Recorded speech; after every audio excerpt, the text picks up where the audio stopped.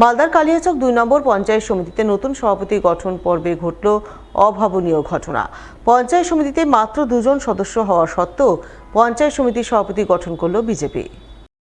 আর এই সভাপতি নির্বাচনে বিজেপিকে সমর্থন জানালেন তৃণমূলের 13 জন এবং কংগ্রেসের 2 জন সদস্য। তাদের সমর্থনেই 16-9 ভোটের ব্যবধানে পঞ্চায়েতে সমিতির সভাপতি হলেন বিজেপির অলোক মণ্ডল। আজকে মূলত কিছুদিন আগে আপনারা জানেন 13 তারিখে আমাদের সভাপতি ম্যাডাম নিজের অসুস্থতার কারণে রিজাইন দিয়েছিলেন। তার ফলে আমাদের কালিয়াচক 2 ব্লকের পঞ্চায়েত সমিতির সভাপতি সিটটি ভ্যাকেন্ট খালি ছিল। আজকে মিরাক্কেল বলতে পারেন, আমি ভাবতেও পারিনি যে আমি আজকে দিনে সভাপতি হব। যিনার নাম বিউটি মণ্ডল নামে প্রস্তাব হয়েছিল, সমস্ত মেম্বার যখন দেখলেন একটা দুর্নীতিযুক্ত লোকের নাম প্রস্তাব হয়েছে, সকলে মিলে আমাকে দল নির্বিশেষে তারা আমাকে ভোট দিয়েছিল। এখানে কোনো রাজনীতির ব্যাপার নেই। এখানে আমি প্রার্থী করেছেন, ওনারাই আমাকে রিকোয়েস্ট করেছেন, আমি এই জন্যই প্রার্থী হয়েছিলাম। দল নির্বিশেষে টিএমসির মেম্বাররাও ভোট দিয়েছেন, কংগ্রেসের মেম্বাররাও ভোট। আমাদের পক্ষে কংগ্রেস টিএমসি মিলে বিজেপি মিলে 16টা পড়েছে, ওনাদের পক্ষে 9টা, একজন অনুপস্থিত ছিল। উল্লেখ্য, কালিয়াচক 2 নম্বর পঞ্চায়েত সমিতিতে মোট আসন রয়েছে 26টি। গত পঞ্চায়েত নির্বাচনে তৃণমূল পেয়েছিল 13টি আসন, কংগ্রেসের দখলে ছিল 11টি আসন এবং 2টি আসন ছিল বিজেপির। স্বভাবতই সংখ্যাগরিষ্ঠতার নিরিখে পঞ্চায়েত সমিতিতে বোর্ড গঠন করেছিল তৃণমূল। সভাপতি হয়েছিলেন তৃণমূলের অঞ্জনী মণ্ডল, কিন্তু তিনি গত মাসে শারীরিক অসুস্থতার কারণ দর্শিয়ে সভাপতির পদ থেকে পদত্যাগ করেন। তাই মঙ্গলবার প্রশাসনের পক্ষ থেকে নতুন সভাপতি নির্বাচনের দিন ধার্য করা হয়। সেই মতো এদিন 26 জন সদস্যের মধ্যে 25 জন সদস্য হাজির হন।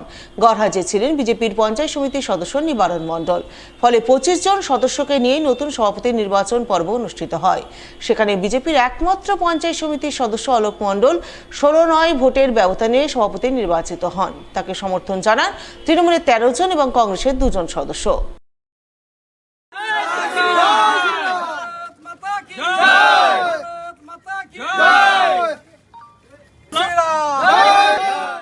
টোটালে আমরা 25 জন মেম্বার উপস্থিত হয়েছিলাম।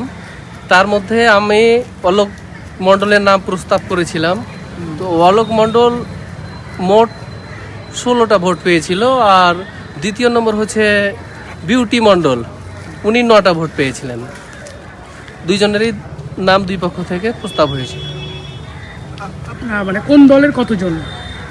টোটাল আমরা 13 জন তৃণমূল কংগ্রেসের মেম্বার, আমরা 13 জন মেম্বার অলোক মণ্ডলকেই সমর্থন করেছি এবং একজন কংগ্রেস, 2 জন কংগ্রেসের। 2 জন কংগ্রেস।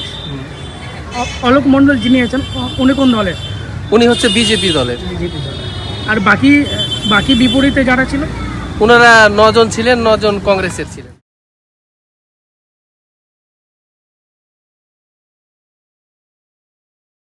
মঙ্গলবার বীর বিপ্লবী শহীদ ক্ষুদিরাম বসুর আত্মবলিদান দিবস যথাযোগ্য মর্যাদায় পালিত হল পুরাতন মালদার বাচামারি গভর্নমেন্ট কলোনি এলাকার এক বেসরকারি বিদ্যালয়ে। দিনটি উপলক্ষে প্রতি বছরের মতো এবারও বিদ্যালয়ের পক্ষ থেকে শহীদ ক্ষুদিরাম বসুর আত্মজীবনী নিয়ে এক আলোচনা সভা আয়োজন করা হয়। পাশাপাশি এক রক্তদান শিবিরের আয়োজন চোখে পড়ে। সেন্ট জন অ্যাম্বুলেন্সের সহযোগিতায় আয়োজিত শিবিরে বিদ্যালয়ের শিক্ষক শিক্ষিকা সহ অভিভাবক অভিভাবিকারা রক্তদান করেন। এদিনের এই অনুষ্ঠানে উপস্থিত ছিলেন বিদ্যালয়ের কর্ণধার পঙ্কজ কুমার সরকার সহ অন্যান্য বিশিষ্টজনেরা।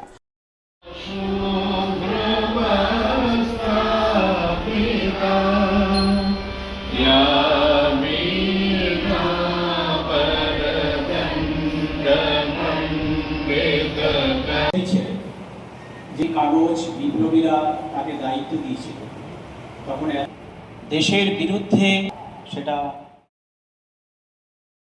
আমাদের সবচেয়ে ঘনিষ্ঠতম যে বিপ্লবী শহীদ ক্ষুদিরাম, এই আজকের দিনে তাকে দেশের জন্য যে ফাঁসি, সেই আমাদের দেশ পরাধীন ছিল, ইংরেজরা তাকে ফাঁসি দিয়েছিল।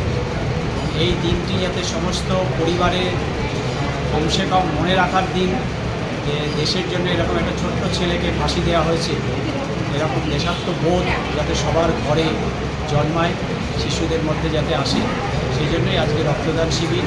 আমরা দীর্ঘ 15 বছর ধরে এই রক্তদান শিবির করছি, আগামীতেও হবে। এবং অভিভাবকদের মধ্যে ভীষণ উৎসাহ, তারা প্রত্যেকে এসে রক্তদান করছে, এর সাথে সাথে অভিভাবিকারাও আসছে এই রক্তদান শিবিরে অংশ নিচ্ছে।